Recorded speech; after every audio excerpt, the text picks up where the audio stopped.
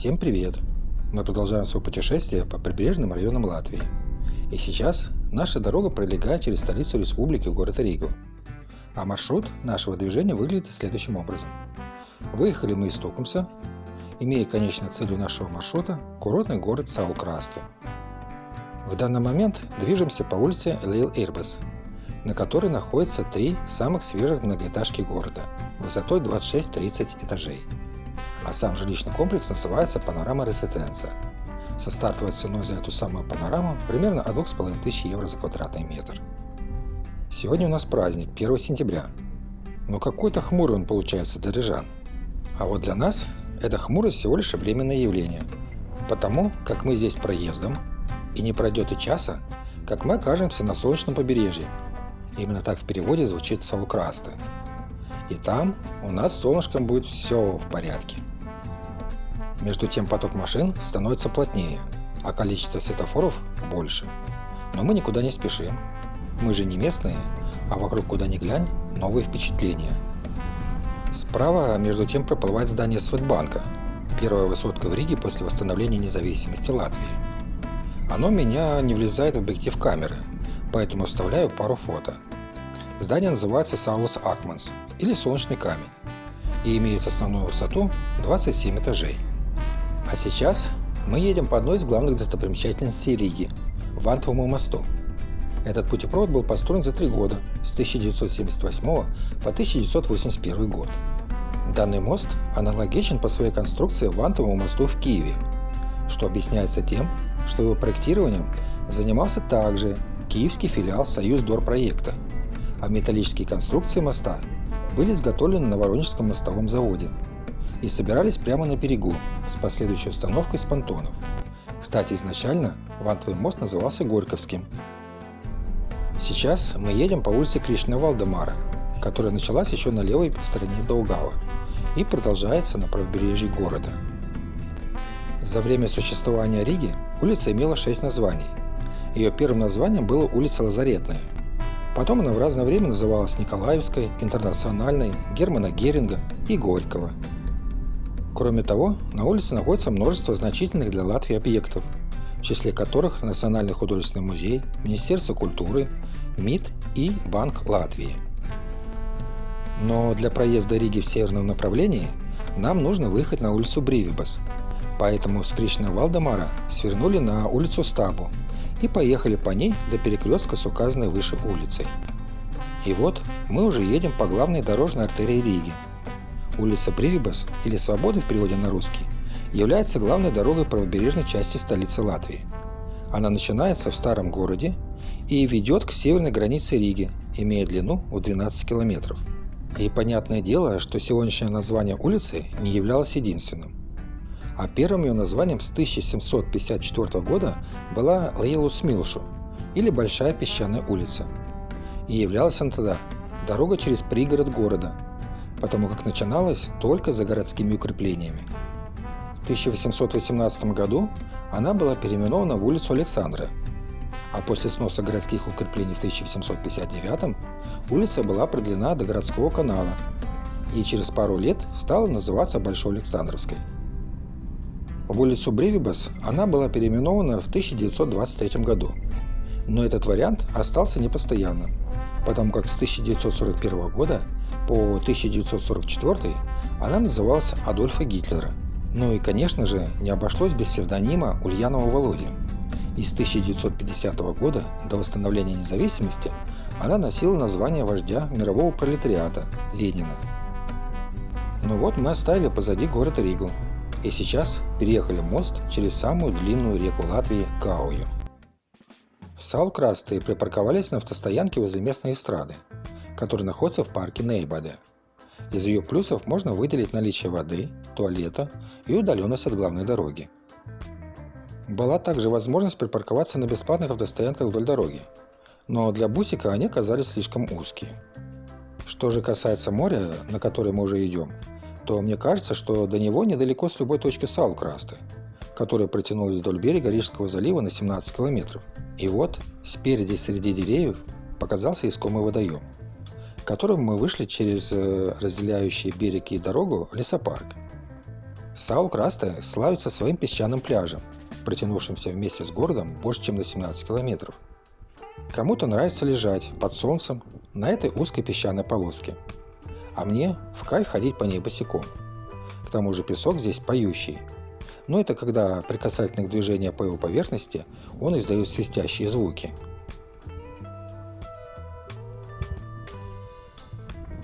А вот водичка сегодня здесь как-то не очень прозрачна, и я бы даже сказал, что она напоминает речную. И скорее всего это связано с одной из 4 речек, впадающих в залив на территории города. В остальном пляжная полоса выглядит очень даже неплохо, и все замеченные выходы к ней оборудованы вот такими деревянными настилами. Пройдясь нормально так вдоль берега, направились в сторону города по одному, как нам показалось, из центральных выходов, и обнаружили вот такую площадку, помеченную в картах как Площадь Солнца. Довольно симпатичное место.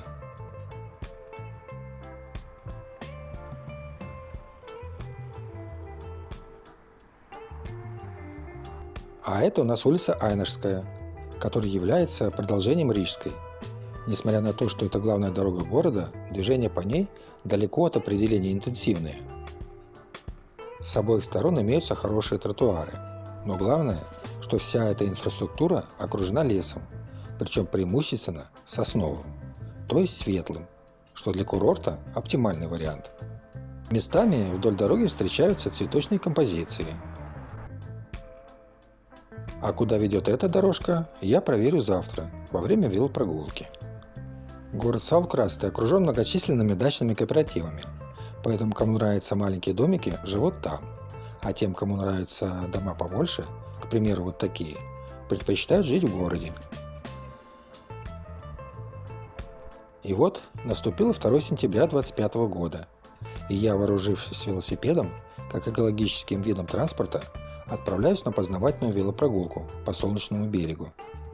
Сейчас в кадре одно из знаковых мест города, его летняя эстрада, и постройка выглядит довольно свеженько. И буквально в притирку к эстраде расположился католический костел Божественного Милосердия. Данный храм был построен в 1998 году и поэтому не богат на архитектурные изыски. А это упомянутая главная артерия города улица Айнерская, которая после пересечения с улицей Мурениус станет называться Рижской. Вообще, если посмотреть на карту, то Саул-Красте можно условно разделить на 4 микрорайона, расположенных вдоль этой трассы. Мы остановились в 3-м из них по счету, если ехать со стороны Риги. И этот поселок когда-то назывался Нейбадом, что в переводе с немецкого звучит как «новое место купания», и был основан в 1823 году. А вот сейчас я еду по поселку, который в свое время являлся старым местом купания и когда-то назывался Петерупе. И именно это место является старейшим на территории сегодняшнего города, потому как оно известно как курорт уже с конца 18 века. И как вы можете видеть, некоторые домики своим видом как бы указывают на правдивость этого обстоятельства. А вот эта башня, скорее всего, является частью собственности пожарно-спасательной службы города.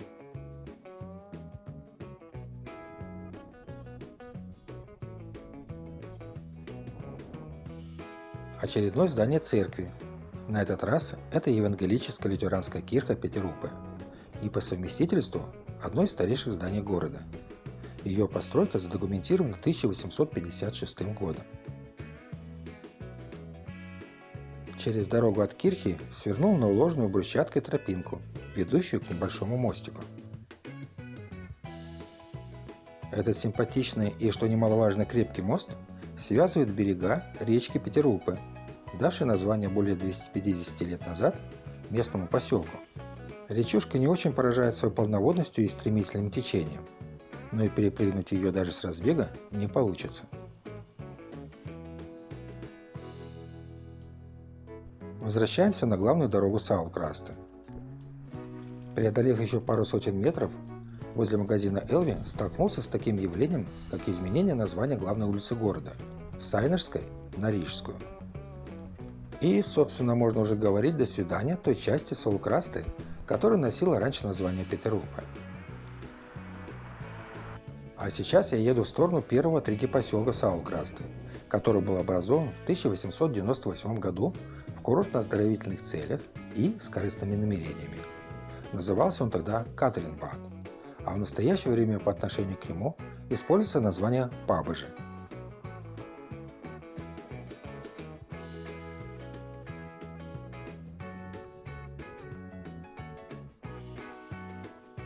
А в качестве связующих элементов упомянутых трех поселков среди сосен имеется частная застройка, которая иногда радует глаз своей архитектурой и окружающими ее газонами с интересными цветочными и кустарниковыми композициями. Но больше всего радует глаз вот такие, насмотревшиеся на перипетии человеческих судеб, дома. А здесь у нас современная постройка, которая в силу своего возраста не вызывает такого уважения, как старинные дома. Кстати, я уже еду в обратном направлении по улице Саулес, или Солнце по-русски. И свернул я сюда, чтобы получить большее представление о той части Саукрасты, которая называется Пабыжа. И как можете видеть, застройка здесь покомпактнее, но дома по-прежнему серьезные. Интересно, что даже здесь хватает лесных участков, хотя и без того сосны растут возле всех домов. А это, как в таких случаях говорят, раритет, который связывает советский автопром с сегодняшним временем. А это двухколесное транспортное средство, скорее всего, относится к тому моменту, когда курорт Катринбад только начинал развиваться. Второй день смотрю на Саукрасты и не могу поверить, что он имеет статус города. А еще больше, непонятно каким образом, здесь одна из самых высоких плотностей населения на квадратный километр в Латвии. Потом как хочется иной раз крикнуть: «Алло, люди, вы где?» Вроде кругом порядок, ухоженные дома и участки рядом с ними, а людей не видно. И для кого эта красота вся наводится? И есть предположение, что большая часть людей находится сейчас в мире интернета. В мире, в котором можно не только работать, но и спрятаться от сегодняшних реалий и заняться столь популярным сегодня убийством времени. Я же между тем свернул на улицу Мурьину, в сторону моря. Причем данное действие уже происходит в той части Саукрасты, которая называется Петер-Упе. И вы знаете, некоторые домики действительно своим видом напоминают гостей из уже далекого прошлого. Но преобладают, конечно, в этом месте современные строения, построенные с использованием более дешевых материалов и с небольшой общей площадью. И уже покидая Петер-Упе и проезжая мимо площади Солнца, решил еще раз посетить местное море с пляжем.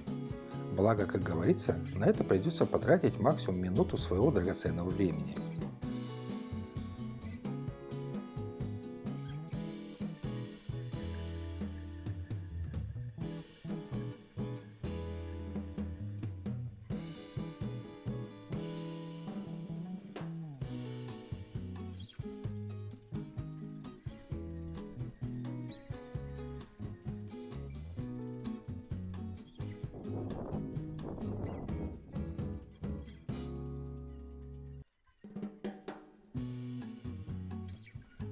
И вот оно море и пляж. А солнышко на солнечном берегу сегодня не очень. Ну так и мы скоро покидаем данный курорт и поедем на свое любимое место на берегу Рижского залива. А вот этот интересный во всех отношениях деревянный теремок является отелем. Причем не просто отелем, а историческим архитектурным памятником. Потому как построен он был в 1887 году. И если бы не дорога рядом, я думаю, это было бы одним из лучших мест для отдыха в Саукрасте. Из Петер-Упе в бывший Нейбад можно попасть также по праздничной улице, которая представляет собой прогулочную аллею среди леса и посаженных цветочных композиций. В Нейбаде также имеется несколько очень интересных в архитектурном отношении построек, и это одна из них. И еще одна интересная во всех отношениях избушка, и что характерно, практически рядом с нашим временным ночлегом.